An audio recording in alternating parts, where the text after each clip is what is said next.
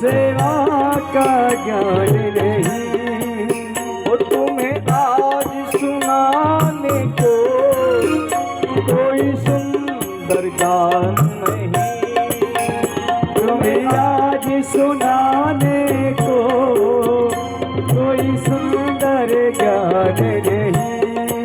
और गीतों के खजाने से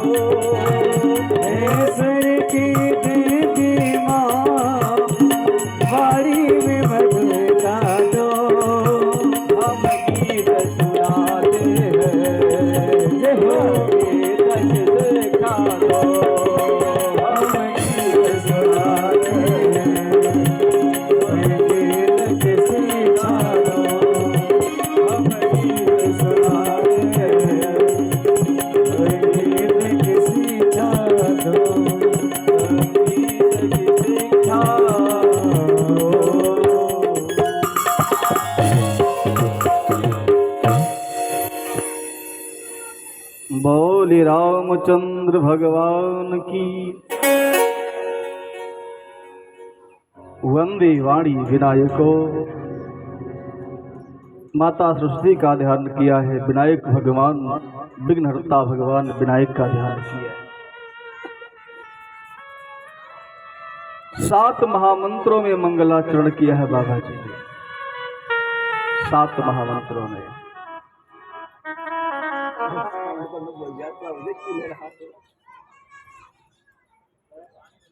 नहीं पानी नहीं चाहिए वही समस्या।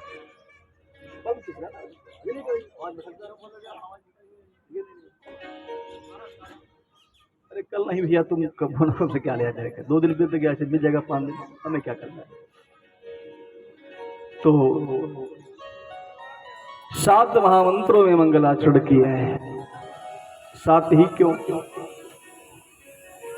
5 भी हो सकता था, 9 भी हो सकता था, 11 भी हो सकता था, लेकिन 7 ही क्यों? हमारे आपके जीवन में 7 दिन हैं और 7 दिन ही हमारे आपके जीवन के शेष है, केवल 7 बार। श्रीमद् भागवत महापुराण में धर्म सम्राट महाराज परीक्षित को श्राप लगा, श्रृंगी ऋषि का, समीप बैठे श्रृंगी ऋषि का, कि आज के 7वें दिन तक्षक डसेगा। आप लोग कथा जानते होंगे, सुने होंगे भागवत की। 7 दिन का ही श्राप क्यों लगा? बाबा जी 7 दिन का ही मंगलाचरण क्यों करते हैं? मानव के जीवन में 7 बार ही शेष होता है, अर्थात हमारा आपका जो जीवन है ना, वो केवल 7 दिन का है। कितना है? 7 दिन का है, केवल 7 दिन का। इसी 7 दिन में व्यक्ति जन्म लेता है, मृत्यु को प्राप्त होता है। इसी 7 दिन में बेटा होते, बेटी होती, पढ़ाई लिखाई, मकान दुकान सब कुछ, इन्हीं मेरा जो संपूर्ण जीवन है इन 7 दिनों में समाया हुआ है, केवल 7 दिन में। शनिवार से लेकर के आने वाला सोमवार तक, इसी में मेरा संपूर्ण जीवन समाया है। किसी का जन्म शनिवार को हुआ, किसी का सोमवार को हुआ, किसी का जन्म मंगलवार को हुआ, किसी का बुधवार को हुआ। अच्छा, कुछ लोग बड़े बुद्धिमान होते हैं, मैं देखा हूं कहीं कहीं बड़े बुद्धिमान लोग होते हैं। वो लोग, पहले लोग पढ़ाई लिखाई कम करते थे, शिक्षा का विकास ज्यादा हुआ,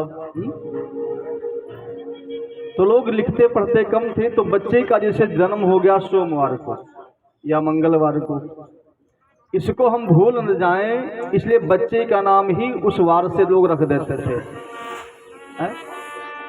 अगर जन्म हुआ सोमवार को, बच्चे का नाम रखा सोमई, ताकि मुझे याद रहे कि बेटा सोमवार को जन्म लिया था।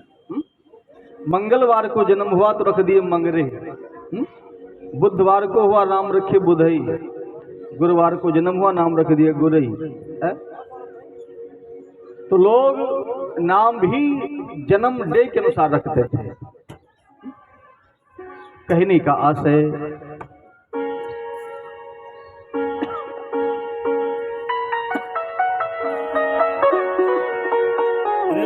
एक मिनट महाराज।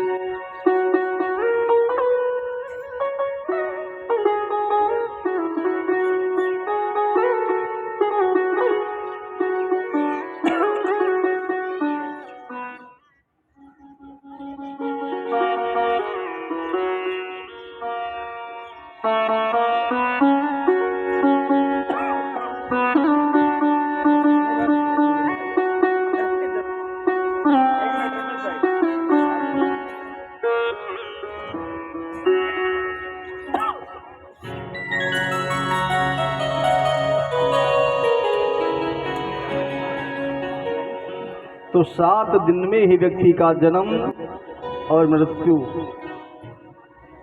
संपूर्ण जीवन मानव का 7 दिन में समाया हुआ है। इसलिए बाबा जी ने 7 महामंत्र को चुना है और 7 महामंत्रों में मंगलाचरण किया है। और मंगलाचरण के बाद जब चौपाई लिखना प्रारंभ किया तो सबसे पहले गुरुदेव भगवान की वंदना करते हैं। सबसे पहले किसकी वंदना? गुरुदेव भगवान की। बोलिए सदगुरुदेव भगवान की जय। देखिए पकड़ना के भी छोड़ देता है। बंदहु गुरु पद, सभी लोग गुरु भगवान का ध्यान करेंगे। वैसे मैं तो जानता हूं कि सभी के जीवन में गुरु भगवान होते हैं। होते कि नहीं होते? कुछ लोग गुरु नहीं बनाते हैं तो भी गुरु भगवान जीवन में होते हैं। चूंकि गुरु एक नहीं 2 प्रकार से होते हैं, एक शिक्षा गुरु, एक दीक्षा गुरु। शिक्षा गुरु वो है जो पल पल पर मुझे शिक्षा देता, ज्ञान देता, वो गुरु है। और दीक्षा गुरु वो जो कान में महामंत्र देता है, भवसागर पार करा देता है, वो दीक्षा गुरु होता है। तो शिक्षा गुरु में सबसे पहला गुरु अगर किसी का स्थान है ना, तो अपनी माँ का है। किसका है? माँ का है। जो अंगुली पकड़ करके मुझे रास्ता चलना सिखाती है, उठना और बैठना, रोटी खाना सिखाती है, वो माँ पहला गुरु है। आइए सभी लोग गुरु का ध्यान, जिसने शिक्षा गुरु की, दीक्षा गुरु वो गुरुदेव भगवान का ध्यान, अभी नहीं दीक्षा गुरु है तो शिक्षा गुरु माँ और लोगों का ध्यान, लेकिन सभी लोग करेंगे। बोलिए सदगुरुदेव भगवान की जय। बंदा हूँ गुरु पद पदुम परागा, बंदा हूँ गुरु पद पदुम परागा, बंदा हूँ गुरु पद पदुम परागा, बंदा हूँ गुरु पद पदुम परागा, बंदा हूँ गुरु पद पदुम परागा, रोज सुबास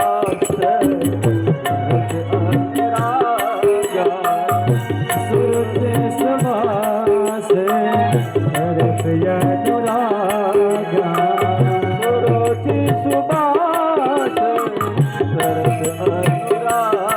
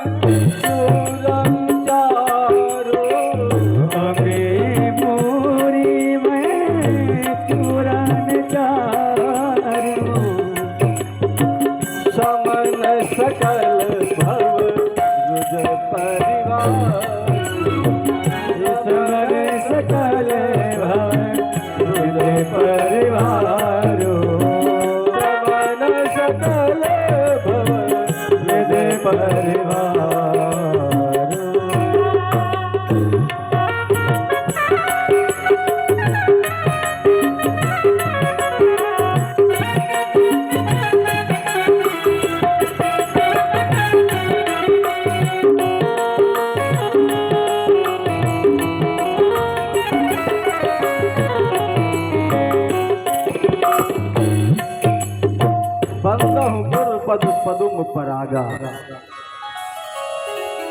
बाबा जी गुरुदेव भगवान की वंदना करते हैं, लेकिन ये नहीं कि गुरुदेव भगवान की वंदना किया हो, बंदो गुरु पद पदुम परागा।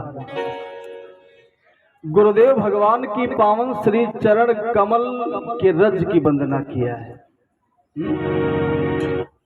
गुरु जी की वंदना नहीं, गुरु के चरण की नहीं, गुरु जी के चरण के धूल की वंदना किया है। किसकी? श्री गुरु चरण सरोज रज। ऐसे पूज्यपाद गुरुदेव भगवान की चरण कमल के रज की वंदना किया है बाबा जी ने मानस में, पहली चौपाई में। आप जरा कल्पना करिए, विचार करिए कि गुरु का स्थान कितना सर्वोच्च और कितना ऊंचा होता है। हमारे जीवन में कितना आवश्यक गुरु भगवान होता है। ऐसे गुरुदेव भगवान का ध्यान किया है। गु माने अंधकार, रू माने प्रकाश। अंधकार को जो निकाल करके प्रकाश भर दे, अज्ञानता को निकाल करके जो ज्ञान प्रविष्ट कर दे, वही हमारे गुरुदेव भगवान होते हैं। ऐसे गुरुदेव भगवान की वंदना किया है। और गुरुदेव भगवान की वंदना करने के बाद ब्राह्मण की वंदना किया है। बंदहु प्रथम मही सुर करना, मही माने भूमि, सुर माने देव, जो ब्राह्मण देव उनकी वंदना किया है, और साधु की वंदना की है, संत की। बोलिए संत भगवान की जय। संत जो भगवंत का दूसरा रूप होता है। ठाकुर जी स्वयं कहते हैं कि संत है क्या? भगवान कहते हैं संत मेरी आत्मा है। अर्थात भगवान से बड़ा अगर किसी का स्थान है तो संतों का है। संत हमारी आत्मा, हम संतन के जीव, संत में हम रम रहे, जो माखन में घी। जैसे प्रत्येक मक्खन में घी छुपा होता, घी समाया होता है। मक्खन को आग पर गर्म करने से घी प्राप्त होता है। ऐसे प्रत्येक संतों के अंदर भगवान स्वयं विराजमान होते हैं। संत हमारे आत्मा, हम संतन के जीव। उनका जो प्राण है वो भगवान नहीं है। वैसे भगवान तो प्रत्येक प्राणी के अंदर होता है। हर जीव के अंदर भगवान का ही रूप है। इसीलिए बाबा जी कहते हैं सिए राम मैं सब जग जानी। लेकिन आज साधु की वंदना की है, लेकिन साधु की वंदना करने पर एक आश्चर्य है, शब्दों का है। फिर क्या? साधु की वंदना करते समय बाबा जी लिखते हैं साधु चरित शुभ चरित कपासु। एक फूल होता है, एक पुष्प होता है, जिसे हम कहते हैं कपास। कपास का फूल आप लोग शायद देखे होंगे या सुने होंगे, जानते होंगे। तो बाबा जी ने साधु के जीवन से लाकर कपास के जीवन को जोड़ दिया। लोगों ने पूछा बाबा, अरे पुष्प का ही नाम लेना था, साधु के जीवन से जोड़ना था, तो अच्छे फूल का नाम लेते हैं। अरे भाई गुलाब का नाम लेते, इतना सुंदर महकता है, इतनी अच्छी सुगंधी होती है, सबसे सुंदर गुलाब होता है। वो लोग गुलाब अपने फ्रेंड को देते हैं, कोई डे होता है लोग पकड़ाते हैं उनको गुलाब का नाम लिए, ये कमल का नाम ले लिए होते, इतना सुंदर होता है। चमेली का, रातरानी का, बहुत सारे पुष्प हैं। लेकिन ऐसे पुष्प का नाम लिया जिसके अंदर कोई गुण ही नहीं है। कपास, कपास के अंदर कोई गुण नहीं है। ध्यान देना, ना तो कोई उसके अंदर रंग है, कोई कलर कि सुंदर देखने में अच्छा लगता हो, लाल पीला काला नीला हरा बैंगनी कैसे हो, है कैसा? बिल्कुल व्हाइट, सफेद श्वेत, बिल्कुल सफेद, कोई कलर नहीं है। और ना ही कपास पुष्प के अंदर किसी तरह की सुगंधी आती है कि चलो भाई महकता है इसलिए वो अच्छा है, चलो अच्छी चीज है। ना तो कोई रंग है, ना सुगंधी है, और ना ही किसी देवी और देवता को प्रिय है। जैसे गुलाब फ्रेंड को प्रिय होता है, लड़के लड़कियां आपस में लेते देते हैं, उनको प्रिय लगता है। कमल भगवान शिव को प्रिय होता है। अड़हौल गुड़हल माता भगवती प्राम्बा दुर्गा जी को प्रिय होता है। होता कि नहीं होता है? तो उसी प्रकार से कपास का पुष्प ऐसा है, किसी देवी देवता को प्रिय भी नहीं है, न कोई सुगंधी, न कोई रूप, और न किसी देवी देवता को प्रिय। फिर लाकर के साधु के जीवन से क्यों जोड़ दिया गया? तो बाबा जी कहते हैं बेटा, कपास का जो जीवन है और सेम साधु के जीवन की तरह है, इसलिए मैं कपास पुष्प को साधु के जीवन से जोड़ देता हूं। जैसे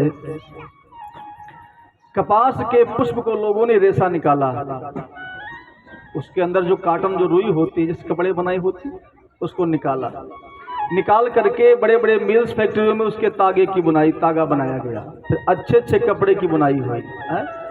अच्छा, एक बात और है, आपके सूरत में लोग कहते हैं कि पूरे भारत में सबसे अधिक फैक्ट्रियां साड़ी की ही पर है ना, साड़ी की अधिक बुनाई यहीं पर होती है आपके सूरत में।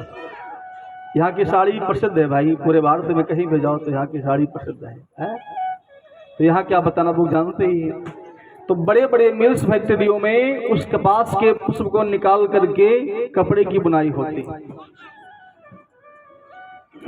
इसके बाद उस कपड़ों को छोटे छोटे थान में काट करके और बड़े बड़े व्यापारी खरीद करके ले जाते हैं।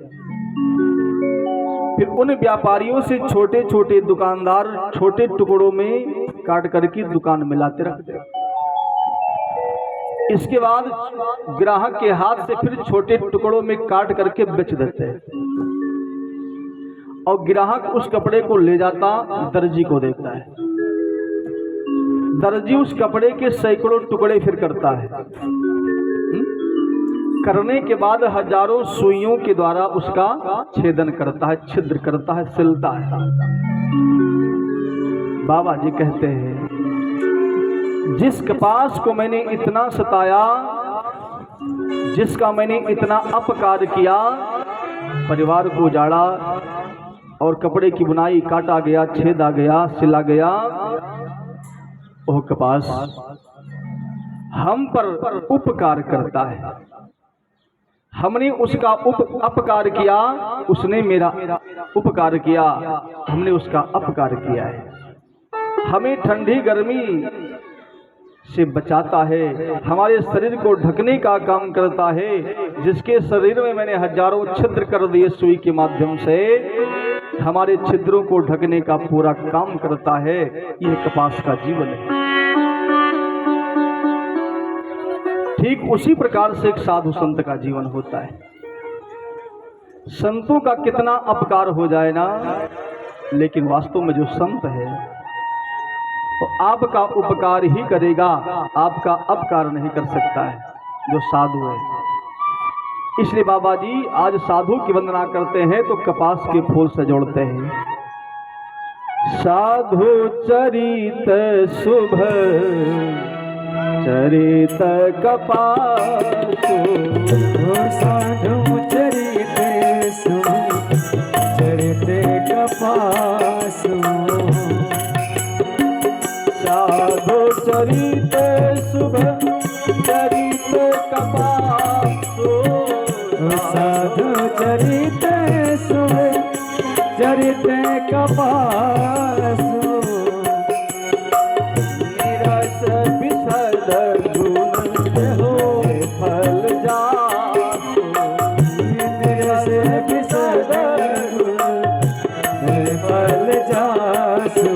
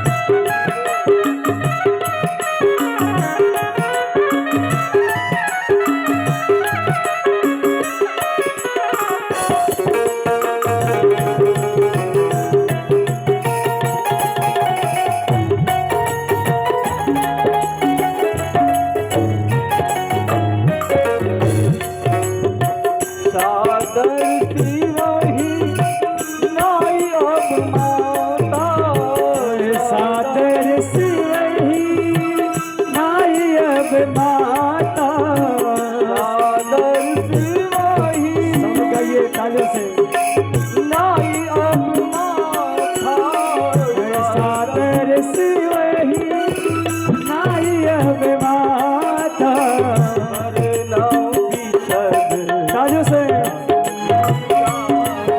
वरन बिसरे राम गुण गाथा, वरन बिसरे राम गुण गाथा, राम गुण गाथा, राम गुण गाथा।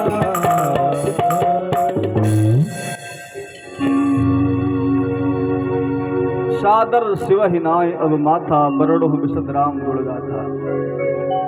बाबा जी ने मंगलाचरण की प्रणाली में किसी को छोड़ा नहीं, सबकी वंदना की है,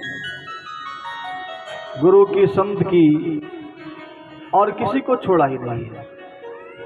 यानी जितने जीव हैं सबकी वंदना बाबा जी करते हैं। सादर ओ सी राम मैं सब जग जानी। संपूर्ण में जितने लोग हैं नर और नारी, सभी की वंदना किया है, और सबके अंदर श्री सीताराम जी का दर्शन करते हुए बाबा जी ने मंगलाचरण किया है। और किसी भी योनि में क्यों ना हो, अगर वो महिला जाती है, नारी जाती है ना, तो बाबा जी सीता जी का दर्शन करते हैं, पुरुष वर्ग में श्री राम जी का दर्शन करते हैं, और सबको प्रणाम किया, किसी को छोड़ा नहीं है। श्री राम में सब जग जान, करहु प्रणाम जोर जुग पाई। और भगवान शिव की वंदना करते हैं। विचार किया, अगर वंदना ही करूंगा तो सारा समय वंदना में निकल जाएगा, और मुझे कथा भी पूरी करनी है। भाई जैसे अब यहाँ कथा आज 2 दिन विश्राम ले रही है। कार्यक्रम कितने दिन का था? 7 दिन का। 7 में से 2 दिन आज विश्राम ले रहा है। कितना दिन और बचा? 5। कितना बचा? 5 दिन बचा। और श्री राम कथा नवान्न पारायण 9 दिन की होती है। अब 5 दिन में कौन कथा, कौन सा प्रसंग सुनाया जाए, कौन विस्तार किया जाए, कौन शार्ट किया जाए, सोचना पड़ रहा है। उसी प्रकार से बाबा जी सोचते हैं किस किस की मंगलाचरण करें, इसलिए भगवान शिव को प्रणाम किया, कथा को आगे बढ़ाया। शिव को ही प्रणाम किया, चूंकि शिव जी ही इस राम कथा के रचयिता है। रच महेश निज मानस राखा, पाए सुसम शिवासन भाखा। भगवान शिव याद करते हैं, बाबा यदि कथा में त्रुटि हो तो आप कृपा करिएगा मुझ पर।